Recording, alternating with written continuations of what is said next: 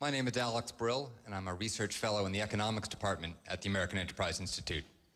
Even if the supercommittee hadn't failed, the savings that they would have proposed would have been a drop in the bucket relative to the $11 trillion deficit our country may face in the subsequent decade. In the decades after that, without entitlement reform, we'll borrow even more. To strengthen our economy, to strengthen our country, what entitlement reform proposals would you make to address our long-term structural deficit? Good question. Speaker Gingrich. It's a great question, and it raises the core issue of really large-scale change. Yesterday in Manchester, I outlined a Social Security reform plan based on Chile and based on Galveston, Texas.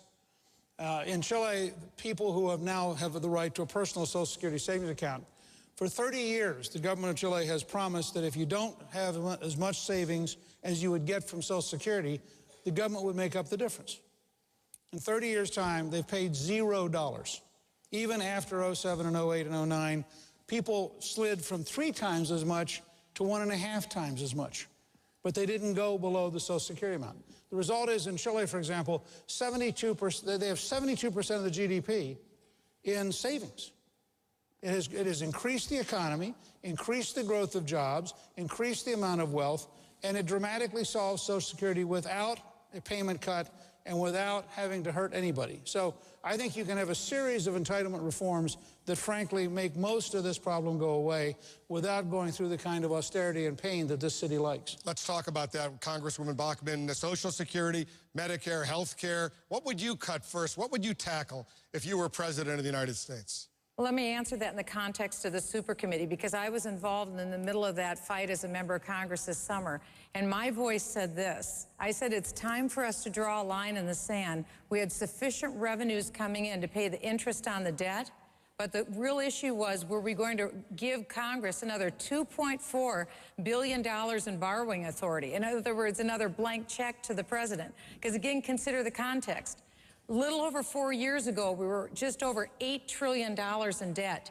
We are now $15 trillion in debt in just over 4 years. Now we're talking about, if the gentleman is correct, adding another $11 trillion in debt over 10 years, or potentially $8.5 trillion, according to the supercommittee. All that they were asked to do is cut back on $1.2 trillion of that increase in debt.